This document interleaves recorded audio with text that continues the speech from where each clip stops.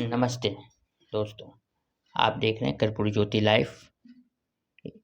अंतिम में सब्सक्राइब करना ना भूलें। आप जो है कि यूट्यूब, फेसबुक, ट्विटर, इंस्टाग्राम पर फॉलो कर सकते हैं। अंतिम में सब्सक्राइब करना ना भूलें। उसके बदले असली जो राजनीति है वो अपना है। और हम लोग जन सुरक्षा पार्टी और यहाँ हमारा आइडिया का गठबंधन का हमारा विनीत चौधरी साहब भी आए हुए हैं। हम हर प्रदेश में हार्डफंड तैयारी कर रहे हैं, जिसमें आइडिया है, IPRF है, मध्य प्रदेश लोकतांत्रिक मोर्चा, ऐसा करके हम हर प्रदेश में ऐसा गठबंधन है जो हम झारखंड से अंदर ला रहे हैं। और उसी सप्ताह हम प्रेसिडेंट हैं, उसी सप्ताह हम उत्तर ला रहे हैं। आने वाले दिन में बिहार से लेकर कश्मीर से लेकर नॉर्थ ईस्ट तक लोकसभा में लगभग हम 150 सीटों की तैयारी है। उसमें अपने आप DSP में 100 का तैयारी है और बाकी हमारा गठबंधन लेकर हम 150 का तैयारी है। और बिहार में पूरा गठबंधन के तले हमारे पार्टी के तले यहाँ ऑर्गेनाइज चल रहे हैं। यहाँ का हम मुकुल चौहान को नहीं, अभी तक कोई अलायंस नहीं है। हमारा स्वतः 350 पार्टी है, तो उसके साथ हम चल रहे हैं, उसी का साथ हमारा तैयारी चल रही है। बिहार में 40 सीट है, इसमें कितनी सीट बिहार में 40 में कितनी सीट पर लड़ेंगे? देखिए, अभी हम तैयारी के ऊपर भरोसा होगा, लेकिन हम पूरा देश में 100 सीटों में लाया तैयारी है। क्योंकि आप देखिए, हमारा पार्टी भी अभी स्टेब्लिश होने का है और अभी भी हम बोल लेंगे कि हम 500 में लड़ेंगे तो लोगों को भरोसा भी नहीं होगा। इसमें हम अहम बात क्या है, हम जो आदिवासी या मूल निवासी, ये सारा मूल निवासी अभी आज हम यहाँ का स्लोगन आप देखा है, हम सत्ता लेना है। ये सत्ता का भागीदारी नहीं है। पिछले वर्ग के नाम पे भी सत्ता है, पंडित मुनिया तो सत्ता में है ही है, लेकिन अति पिछले वर्ग अभी सत्ता में नहीं है, आदिवासी कोई सत्ता में नहीं है।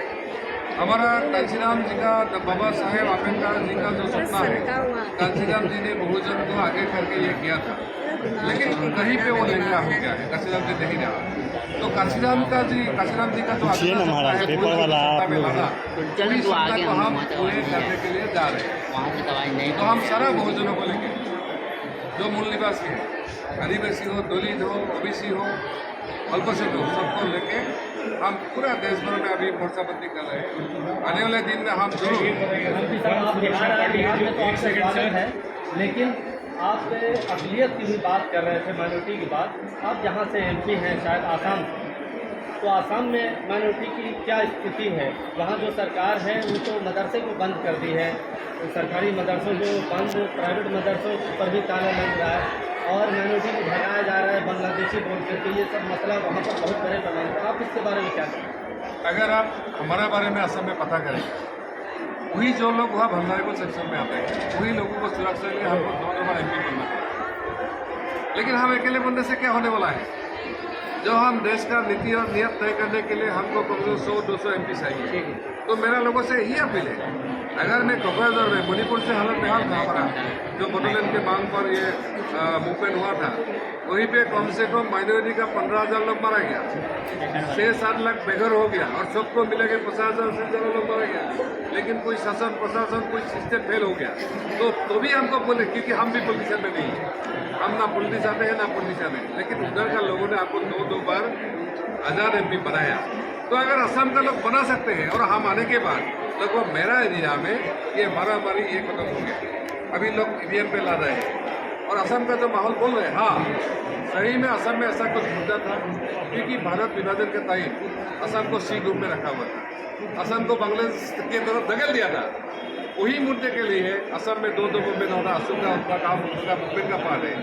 लेकिन अभी असम का जो माहौल है, जो BJP कोशिश करके हिंदू मुस्लिम करके फिरेगा, मुझे लगता है आने वाले दिन में संभालेगा।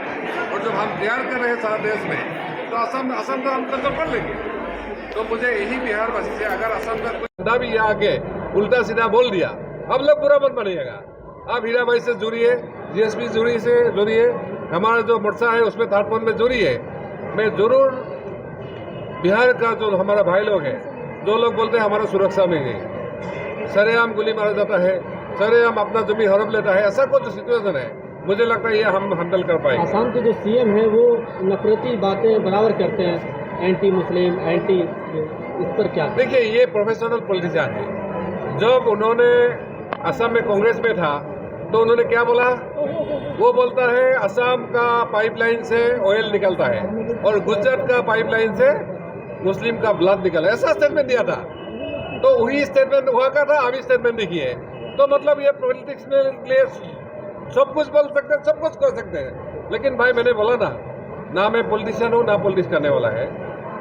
जहाँ जहाँ दबे कुचले लोग हैं, जहाँ जहाँ ऐसा लोग हैं जिसको सही रिप्रेजेंटेशन नहीं मिला है पार्लियामेंट में या असेंबली में, जो अभी भी कोशिश, अभी देखिए नूनिया समाज का बात है, वो पहले लड़ा था आज़ादी का, तो वो लोग उसी टाइम से अपने को कहीं पे नहीं मिला है। वो एसटी में आने के लिए कुछ वो भी नहीं मिला है, अपना के लिए शासन जाने के लिए वो भी नहीं मिला। ऐसा बहुत सारा लोग कम्युनिटी लोग हैं यहाँ पे बिहार में, जिसको अगर हम आगे करेंगे तो जरूर बिहार में शांति, आम और डेवलपमेंट आएगा, वही हमारा उम्मीद है। और बनता मैंने बोला ना, असम से है, जहाँ से भी है, कोई बोलने तो बोलने दो, अपने को अपने से मकसद है। जिस दिन हम पार्लियामेंट में यहाँ से कम 20-25 हम पार्लियामेंट के मेंबर लेके जाएंगे तो भी तो नीति नियत बदल जाएगा। थोड़ा सा ये बताइए, गन सुरक्षा पार्टी बिहार में स्थिति अभी क्या है? बहुत बढ़िया है, पूरे बिहार के बूथ लेवल तक हम लोग पहुँचे। कोकड़ा से इनको बुलाया आपने, इनको बुलाया है कि कुछ मेरा बढ़े, यहाँ स्थिति ठीक हो जाए। आपको लग रहा है कि इनको यहाँ बुलाने से आपकी स्थिति यहाँ सुधर जाएगी? बढ़ने के लिए बढ़ता कौन है जो घटा रहता है? हम तो बढ़े हुए लोग हैं और हमको घटाने के लिए जो लोग कोशिश कर रहे हैं 70-77 साल से, उनको रोकने के लिए हमने माननीय सरनिया साहब को बुलाए हैं। और बिहार भगवान बुद्ध का धरती है और भगवान बुद्ध के धरती से लेकर और दिल्ली के कुर्सी तक हम लोग कब्जा करेंगे।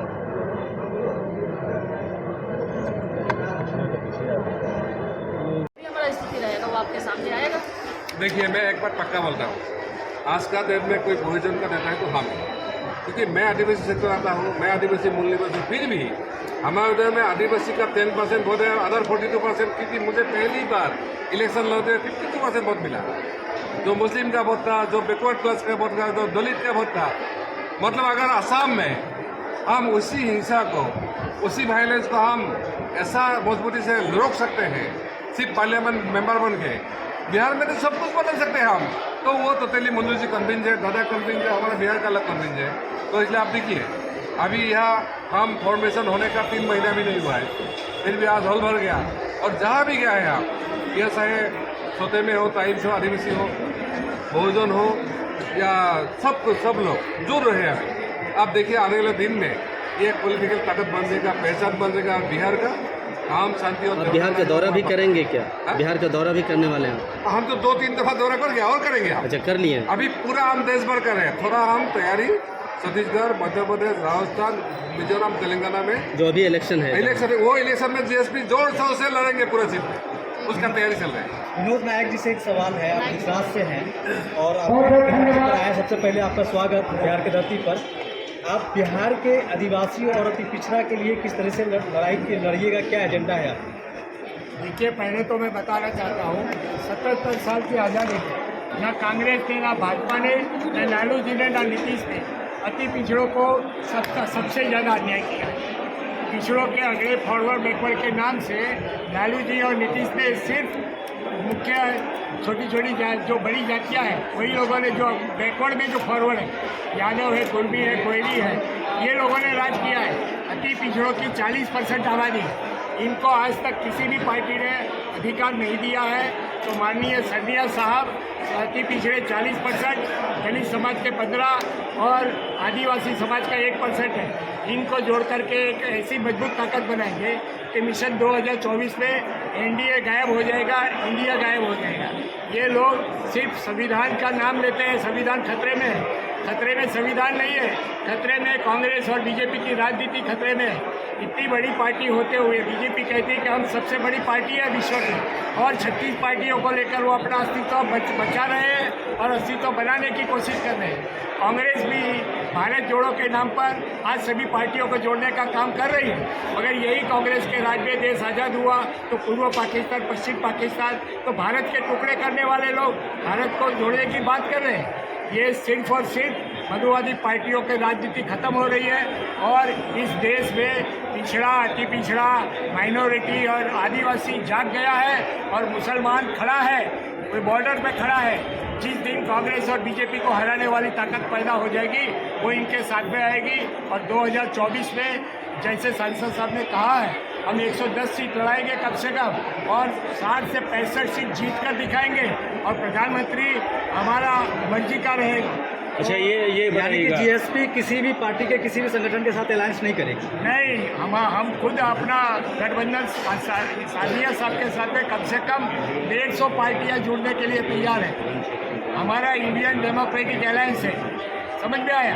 भाजपा का एनडीए है यानी नॉन डेमोक्रेटिक अलायंस है और कांग्रेस का आईडीएन है यानी इंडिया है।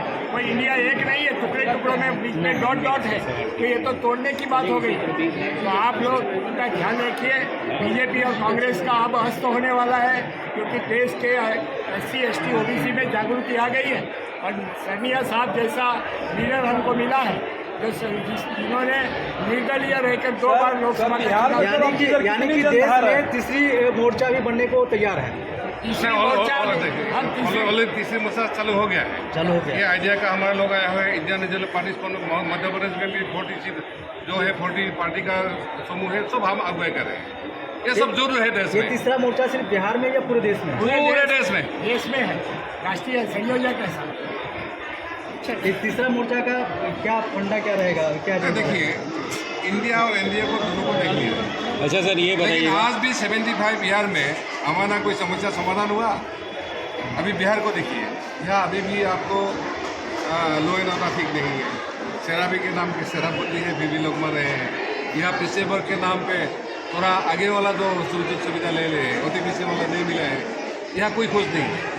तो मुझे लगता है एनडीए या इंडिया कहीं ना कोई शासन कर रहे हैं, तो इल्ज़ाम तो उन्हीं के ऊपर आएगा। अगर 76 साल में अभी भी लोग संतुष्ट नहीं है तो हमको तो सामने आना ही पड़ेगा। 2024 भी इंडिया वर्सेस एनडीए ही है, तो गन सुरक्षा जो आपका पार्टी है इसको कहाँ तक रखते हैं?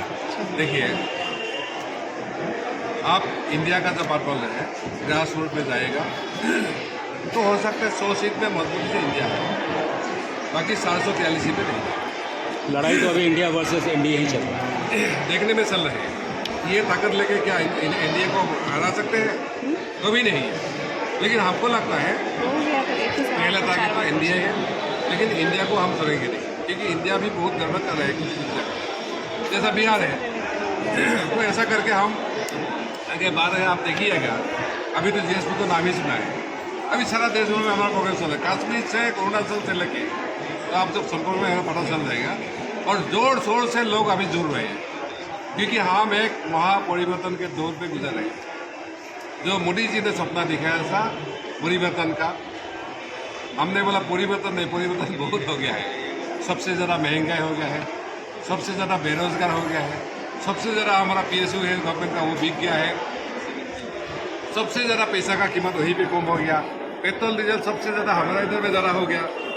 कहीं पे हमारा जेब में पॉकेट खाली हो गया है। तो यह परिवर्तन आपको नहीं चाहिए। ऐसा परिवर्तन चाहिए जो महापरिवर्तन, जिसके लिए लोगों को हम जुड़ सकते हैं, तोड़ने। अभी तो यह जो बंगले बोला है अपना, या बीजेपी का लोग आए तोड़ने के लिए, हम जोड़ने के लिए आए। बिहार में जितने भी अल्पसंख्यक है, नॉर्मल वर्ग के लोग हैं, उसको गन सुरक्षा पार्टी के लिए क्या बोलना चाहेंगे? देखिए, हमने अति पिछले को दलित और आदिवासी को लेकर हम आगे बढ़ रहे हैं, ये बहुजन को लेकर हम आगे बढ़ रहे हैं। मैंने बोला ना, कांशीराम जी जहाँ रुक गए था वहीं से हम शुरू कर रहे हैं। अगर आज के दिन में आप बोलेगा ये बहुजन का नेता तो हम ही है, क्योंकि हम ऐसे नहीं बोला है, लोगों ने हमके सुन को भेजा, इसलिए हम बोलना पड़ा है। जिसकी जितनी जाति जिसकी जितनी आबादी उतनी जो है भागीदारी, इस पर आप क्या कहेंगे? देखिए, हमारा वही है 100% जो है हमारा, सबका बटवा कर दो, खेल खत्म। हमने बोला है दलित और ST को 22% मिले, बाकी जितना बचा हुआ है सबको बटवा कर दो, वही में हमें। उसके बारे में कुछ बताएं। मैं आनंद कुमार कुशवाहा, राजस पटवारी मुंशी संघ प्रदेश अध्यक्ष। गन सुरक्षा पार्टी जो बिहार में काम करेगी वो समाज में जो हर एक इंसान को जो ज़रूरत है वो ज़रूरत के आधार से काम करेगी। आज ये देश आज़ाद नहीं है, एक गुलाम है। अंग्रेज़ों तो चले गए, लेकिन इस देश में कुछ गद्दारों और दलालों को छोड़ के चले गए, जो मुस्लिम, हिंदू, सिख, ईसाई करके इस देश को बांटना का काम कर रहे हैं और अपना कुर्सी पर बैठने के लिए, सत्ता पर काबिज होने के लिए वो ऐसा फंडा अपना रहे हैं। मैं उनसे पूछना चाहता हूं कि इंडिया में आपने कितना हॉस्पिटल की व्यवस्था हुई है, करोड़ों लोगों की कोरोना में मृत्यु हुई है, लेकिन आप अयोध्या में श्री राम मंदिर बनवा रहे हैं, उसमें करोड़ों रुपया लगा रहे हैं। आप जो है संत शिरोमणि रविदास का आप जो है प्रतिमा बना रहे हैं, लेकिन आप बताइए कि कितना हॉस्पिटल की व्यवस्था आपके द्वारा किया जा रहा है पूरा भारत देश में। तो आप एक धर्म के नाम पर अपना पॉकेट भरने का काम कर रही है, चाहे भाजपा हो या कांग्रेस हो या बिहार में जो 30 साल से सरकार है वो करने जा रही है। मैं शिक्षा पर ले लेता हूँ। शिक्षा पर किसी भी राजनीतिक व्यक्ति का बेटा सरकारी विद्यालय में नहीं पढ़ता है, न किसी पदाधिकारी का पढ़ता है। अगर बिहार में जिस दिन पदाधिकारी और राजनीतिक नेता का बेटा विद्यालय में पढ़ना चालू करेगा, उस दिन पूरा बिहार का विद्यालय सुधर जाएगा। आज के पाठक ने शिक्षक का छुट्टियां रद्द कर दी है। मैं बोलता हूं 365 दिन में अगर 50 दिन और विद्यालय को खोल दिया जाए तो क्या पूरा बच्चा का भविष्य बदल जाएगा। आप सिस्टम, तुमने शिक्षा मत, जिसको ABCD नहीं है, जिसको राष्ट्रीय नहीं लिख सकता है, जिसको अध्ययन नहीं लिख सकता है, वो विद्यालय में टीचर उसको बहाल किया है। जो और आगे मुझे ये तो पीछे से लग जाएगा। जो ग्रेजुएट है, जो पढ़ा सकता है, जिसमें क्षमता है, उसको बिहार में बहाली करने का काम नहीं किया जा रहा। मैं पूरे बिहार ही नहीं, पूरे देश के शासन चलाने वालों से मैं पूछता हूं कि अगर तुम में क्षमता है तो पूरे देश में प्रखंड स्तर पर नौजुवक का भर्ती लेकर के कौन बनेगा करोड़पति, उस तरह भर्ती ले लो, 5 जजमेंट को बैठा लो और खुला मन से जो लड़का 200 क्वेश्चन इंटरव्यू ले लो, जो लड़का अच्छा क्वेश्चन का जवाब देगा। मेरा बेटा अगर चपरासी लायक होगा तो उसको चपरासी में नियुक्त करना, और मेरा बेटा अगर IAS लायक होगा तो उसे IAS में नियुक्त करना। तुमको मंत्री बनना है, विधायक बनना है तो खुला मन से तुमको राजनीति करके वोट लेकर के तुमको जो है मंत्री और विधायक बनने की जरूरत है। और किसी बच्चा पर जो है, और पूरे इंडिया में एक सिस्टम आना चाहिए कि जो शिक्षित है, जो इंटरव्यू में पास करेगा वही मंत्री और वही विधायक बनेगा, उसका भी इंटरव्यू होना चाहिए।